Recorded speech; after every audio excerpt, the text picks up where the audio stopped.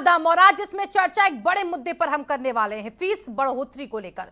निजी स्कूलों ने अब एक बार फिर से फीस बढ़ाने के लिए अभिभावकों को लेटर जारी कर दिए हैं, क्योंकि अब प्रशासन और शासन की तरफ से कह दिया गया है कि निजी स्कूल जो है वो फीस बढ़ा सकते 5%, लेकिन इसके साथ साथ उन्हें जो नियम कायदे कानून है उनको भी मानना होगा।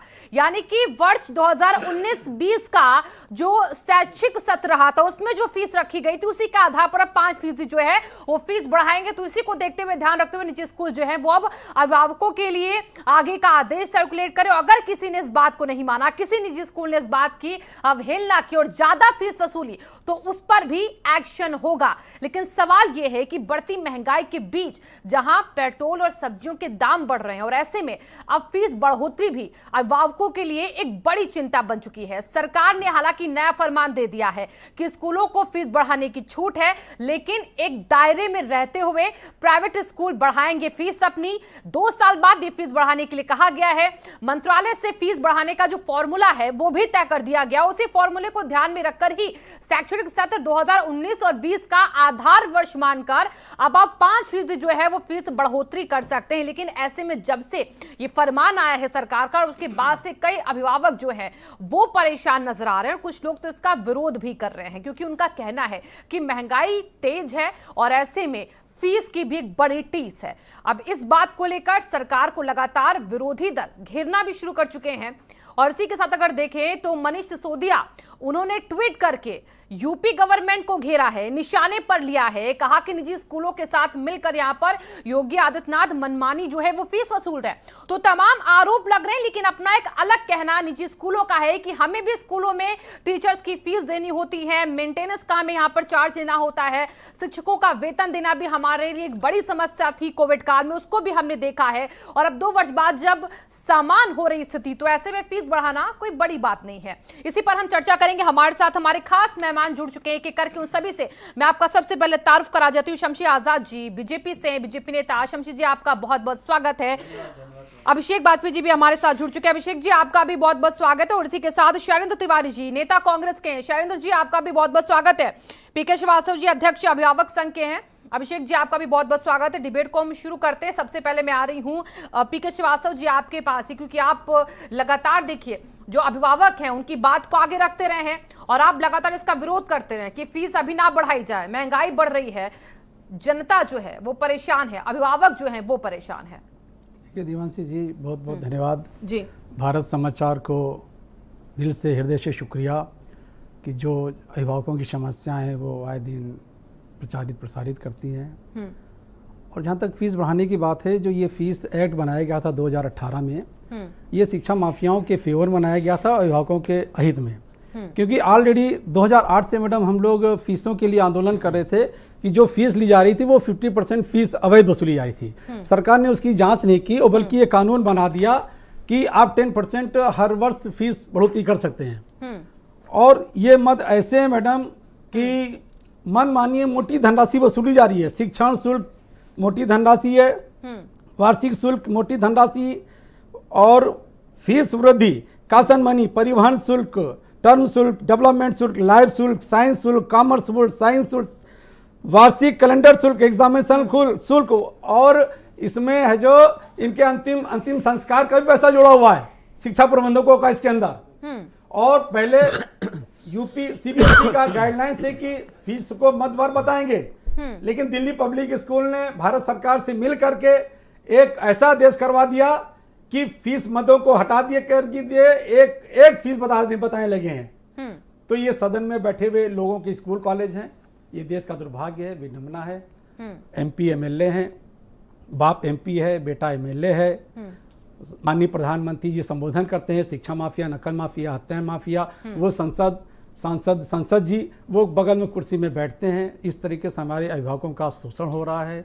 और जो ये कानून बना, ये कानून ही गलत बना हुआ है। अभिभावक संघ इसका विरोध करता है। 2007 में एक कानून पास किया गया, उस पर कोई कार्रवाई नहीं की गई।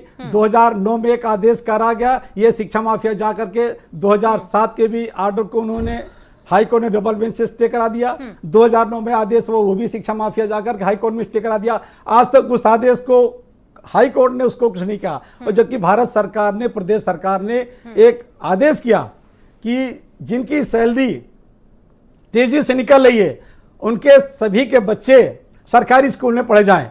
आज तक उस 2005 का वो हाई कोर्ट का आदेश है, आज तक मैडम वो इम्प्लीमेंट नहीं हुआ। जब तक सरकारी स्कूल का स्तर अच्छा नहीं होगा तब तक प्राइवेट स्कूलों के मनमानी होते रहेंगे। आपने सुना पीके श्रीवास्तव जी के आरोपों को, और एक साथ वो ये भी कह रहे हैं एक सुर में कि आप सरकारी स्कूलों का जो स्तर है वो बेहतर कीजिए ताकि निजी स्कूल मनमानी ना कर सके। ये जो बढ़ोतरी हुई है 2 साल बाद, भले ही आपने कहा हो कि 19-20 का शैक्षिक सत्र देखते हुए बढ़ाएं फीस, लेकिन उसके बाद भी अभिभावक जो हैं वो कहीं ना कहीं नाखुश दिख रहे हैं। बहुत बहुत धन्यवाद शिवांगी जी आपका और आपके चैनल का कि जनता के मुद्दों की बात, बुनियादी सतह की बातें और जो कुछ भी रहता है हम लोगों को सरकार को आईना दिखाने का काम आपका चैनल करता है। इसका मैं धन्यवाद अदा करता हूँ। आपने हमको मौका दिया उसका भी धन्यवाद। अब बात रह जाती है अभिभावक संघ और यहाँ पर फीस बढ़ाने की बात है। तो आपने देखा कि पिछले 3 सालों से लगातार किस तरीके से प्राइवेट कॉलेज हो चाहे कोई भी हो, स्कूल हो, किस तरीके से उत्तर प्रदेश में नहीं बल्कि पूरे भारत में किस तरीके से त्रासदी रही, किस तरीके से वैश्विक बीमारी रही है। अब उसके बाद ये होता है कि देखिए प्राइवेट स्कूलों में भी एक वो होता है कि हर साल फीस बढ़ानी है और हर साल जो है वहाँ की सैलरी भी 10% बढ़ना है। तो अब ये चीज़ कवर करने के लिए सरकार 3 सालों के बाद उन्होंने बाकायदा अभिभावकों के साथ भी बैठक की कई बार, और उसके बाद जो है तो प्राइवेट स्कूलों का संघ उससे भी लगातार आपने कॉन्फिडेंस में लेकर कॉन्फिडेंस में बगैर सरकार हमारी कोई भी काम जो है बगैर कॉन्फिडेंस में लिए कोई बात नहीं करती है। 5% फीस अगर बढ़ाने की बात है तो हमारे ख्याल से ये बहुत ज्यादा नहीं है।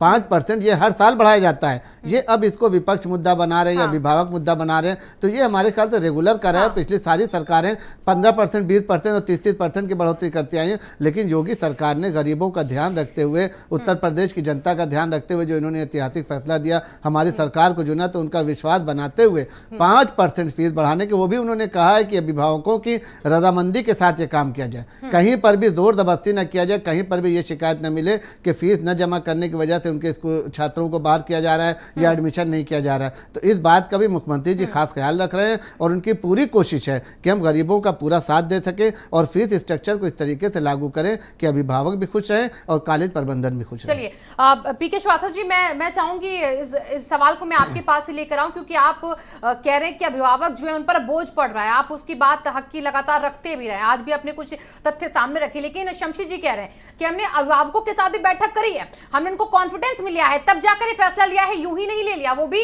हर साल तो स्ट्रक्चर बढ़ता ही ना, इससे तो कोई आप गुरेज नहीं करेंगे, तो ऐसे में वो बढ़ना भी जरूरी है, लेकिन हमने सहमति बनाई है इस पर अभिभावकों की। सिर्फ 5% मैडम, पिछली सरकारें 15% बढ़ाती रही। 2007 का आदेश, ये फीस एक्ट बनने से पहले उत्तर प्रदेश सरकार को 2007 का यूपी गवर्नमेंट का ऑर्डर था, वो भी हमने दिया, लेकिन उस पर कोई भी चीज उसके अंदर इंप्लीमेंट नहीं की गई।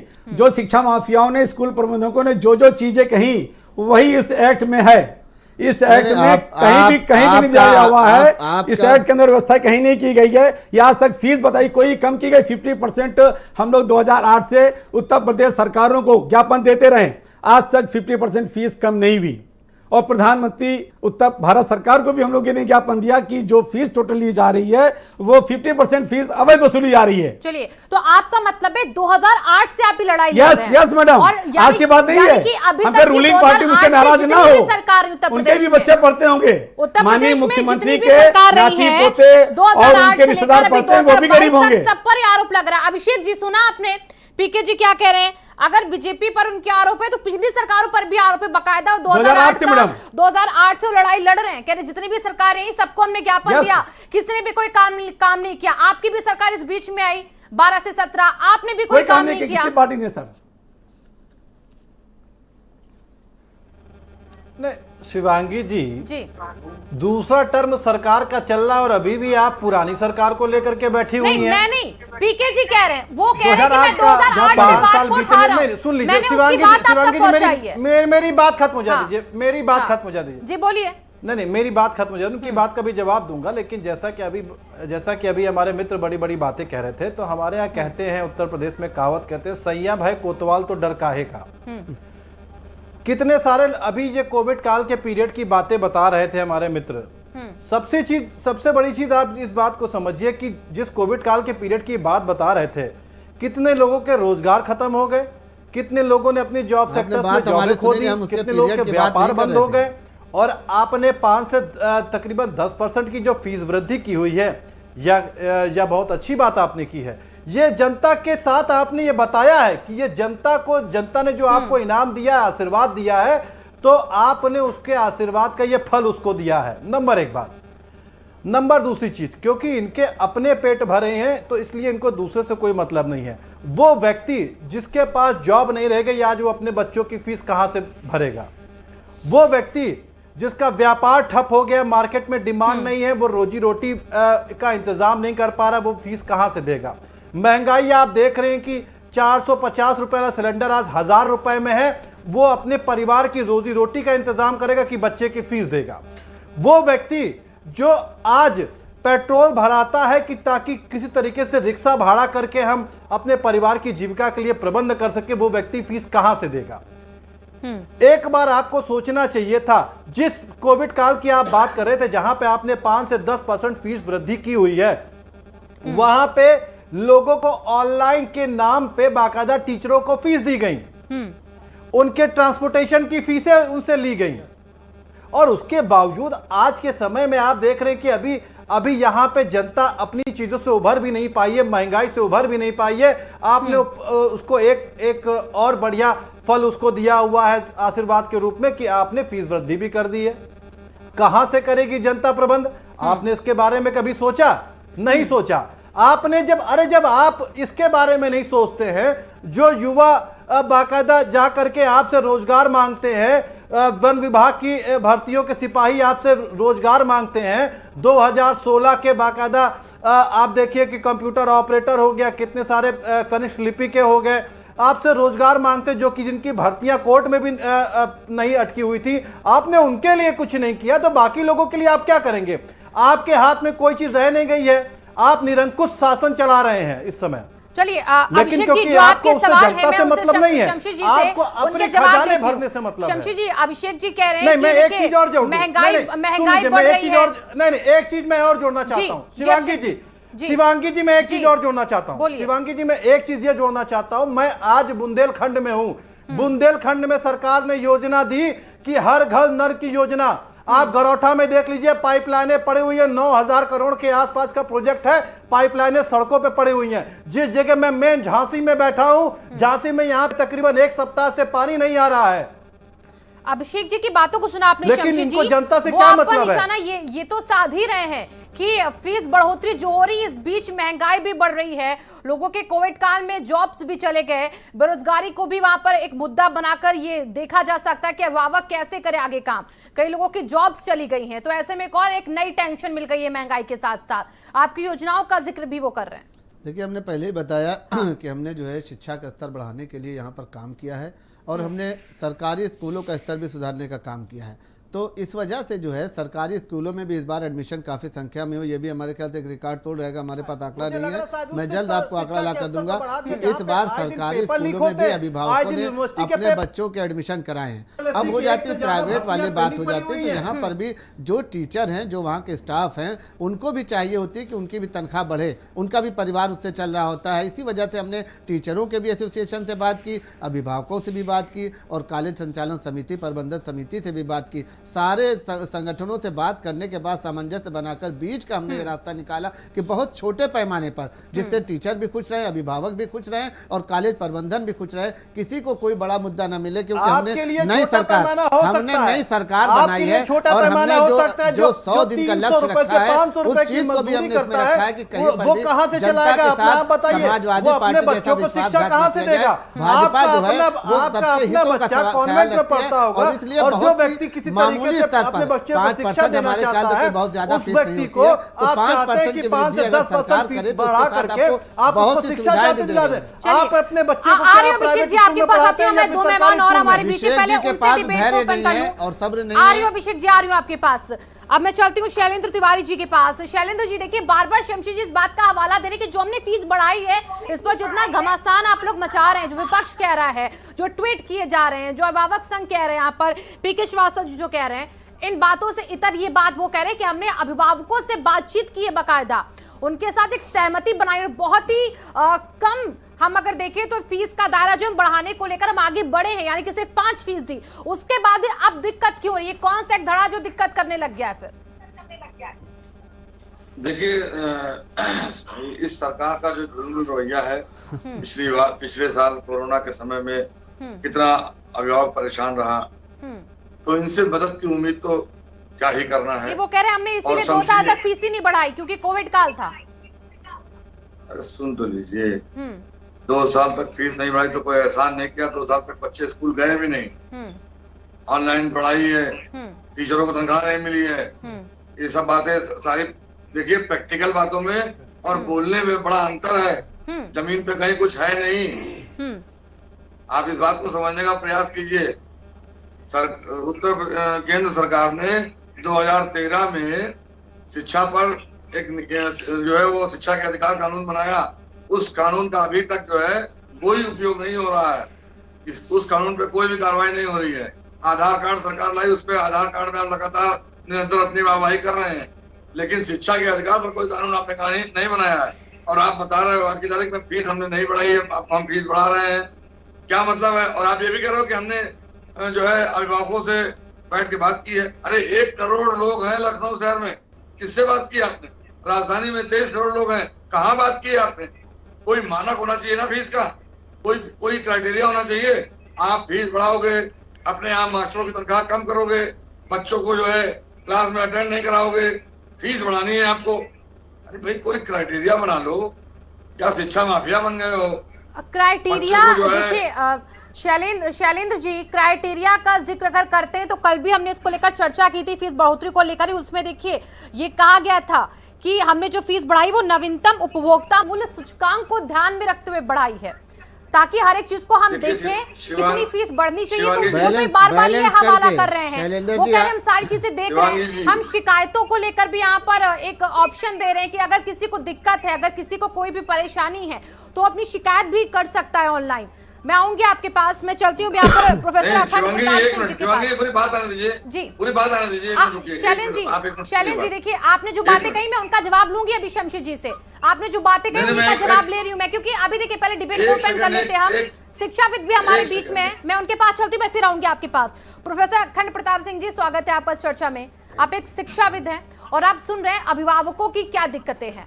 सरकार कह रही है हमने रजामंदी की है, हर एक वर्ग से हमने बात की, यहाँ पर जो जरूरी है शिक्षक हो, अभिभावक हो और स्कूल के बीच में तालमेल बिठाया हमने, क्राइटेरिया भी हमने यहाँ पर खींच दिया है, उपभोक्ता मूल्य सूचकांक को नवीनतम को देखते हुए, इन सब को देखते हुए 19-20 को भी लाया गया है। उसके बाद भी ये कहा जा रहा है कि फीस गलत तरीके से बढ़ रही है, अवैध है, जैसा कि पीके जी कह भी रहे हैं, वो समस्याएं दूर ही नहीं हो रही है और फिर भी फीस बढ़ रही है।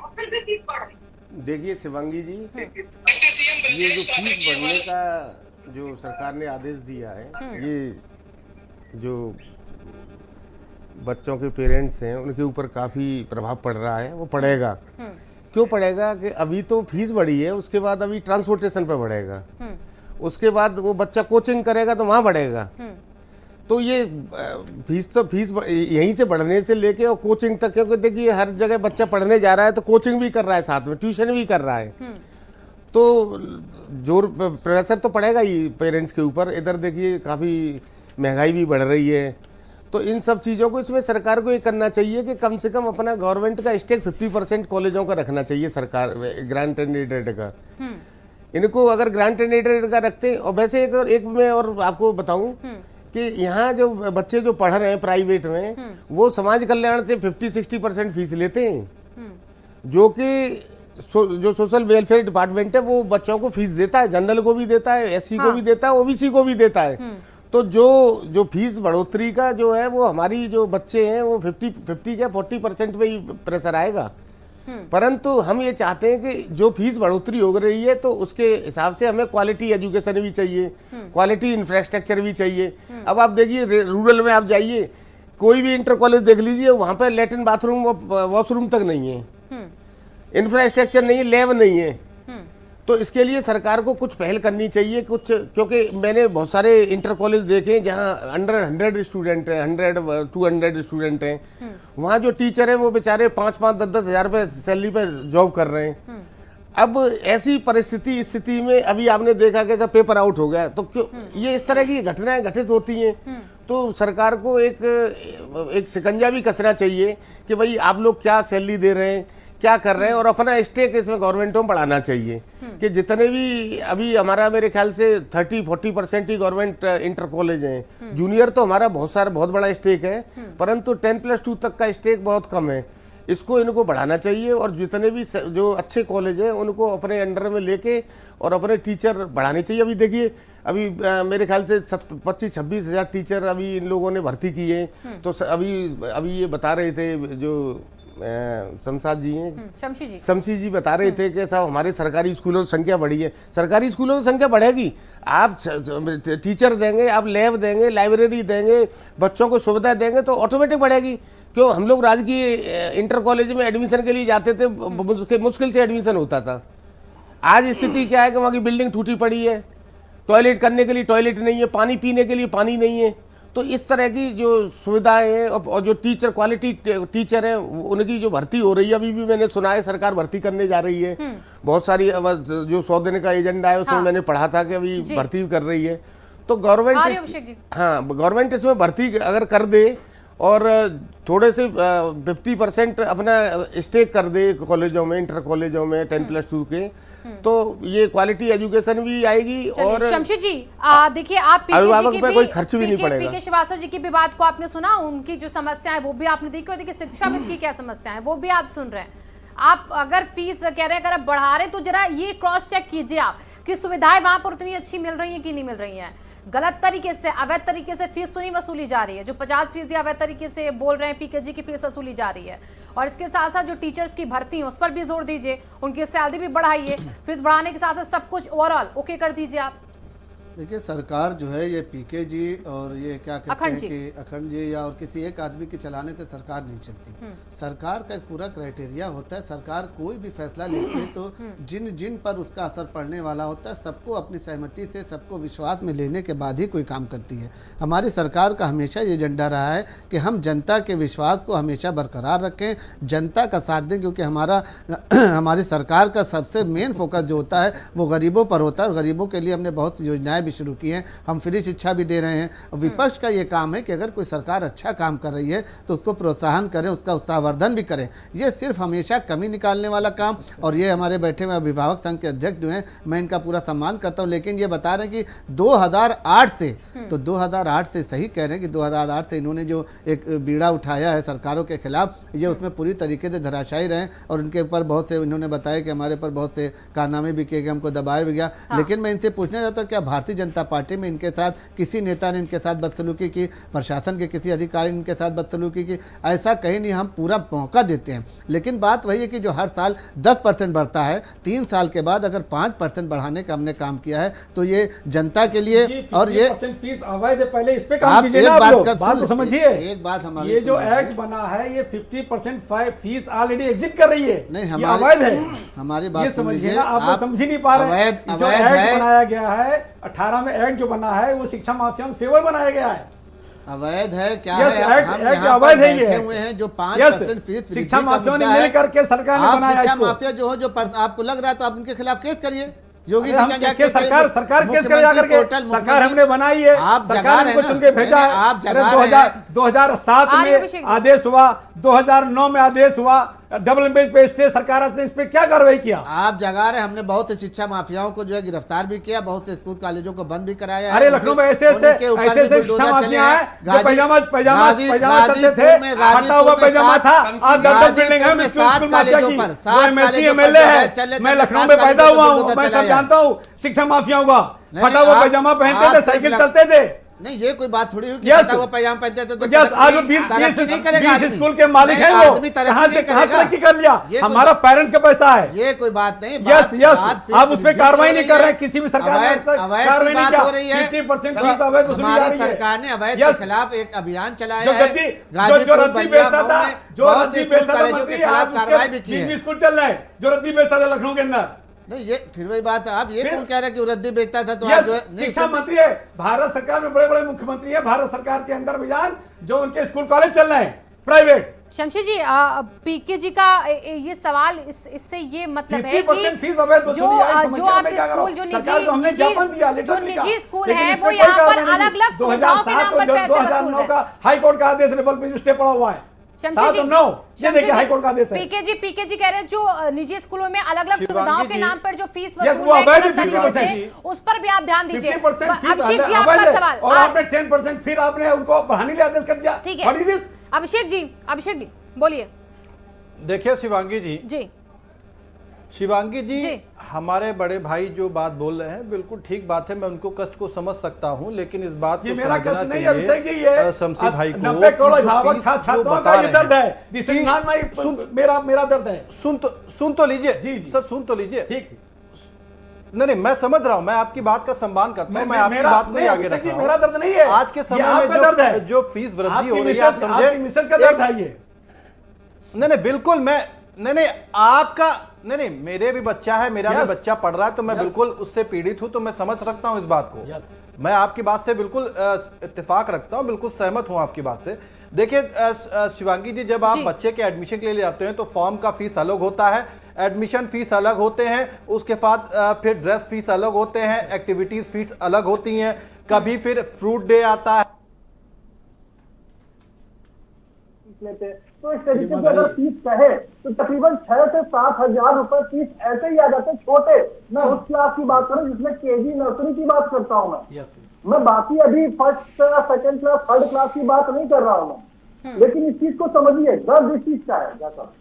अब इसमें प्रॉब्लम सिर्फ इतना ही है कि शमशी जी इस बात को समझ नहीं पा रहे हैं। अब दिक्कत क्या बात समझिए, मैं उदाहरण के तौर पर अभी जब शमशी जी ने बताया बहुत अच्छी सेवाएं दे रहे हैं, सबसे बात करते हैं। उदाहरण के लिए सेवाएं में एक अलग, इस पैटर्न से थोड़ा अलग है, सुनने में थोड़ा खराब लगेगा, लेकिन सत्य बात बता रहा हूँ शमशी जी को कि आपके कैबिनेट मंत्री पूर्व और मौजूदा समय के आपके प्रदेश अध्यक्ष स्वतंत्र देव सिंह जी के ससुराल जो सिंगार गांव में है, वहां पे शमशान के ससुराल जो सिंगार गांव में है, वहां पे शमशान घाट के अंदर गौशाला चल रही है। तो ये सुविधाएं आप लोग देते हैं, गवर्नमेंट का धन अपने में ही आप लोग समेटे ले रहे हैं। नंबर एक बात। नंबर दूसरी चीज, मैं आपको और याद दिला दूं कि बीजेपी सरकार बनते ही झांसी नगर निगम में जुआ सट्टा बाजार खुलेआम चल रहा है, तो बहुत सारी चीजें चल रही। तो आप अभिभावक, मैं ये आपको इसलिए बता रहा हूं कि जब आप अपनी चीजों को नियंत्रण नहीं कर पा रहे हैं, अपने शिक्षा माफियाओं को नियंत्रण नहीं कर पा रहे हैं और ठीकरा फोड़ते हैं आप विपक्ष के ऊपर इसलिए फोड़ते हैं क्योंकि आपको दूसरा टर्म मिल चुका है, उसके बावजूद आपको विपक्ष का सहारा चाहिए, क्योंकि अपना पल्ला आप झाड़े कैसे। युवा आपसे रोजगार मांगेगा तो आप उसके ऊपर लाठीचार्ज करेंगे। छोटे से ब्रेक के लिए हम रुक रहे पेरेंट्स हैं आपसे, और ब्रेक के बाद वापस आएंगे तो अभिषेक जी के सवालों का जवाब शमशी जी से लेंगे। एक छोटे से ब्रेक ले रुकेंगे अभी।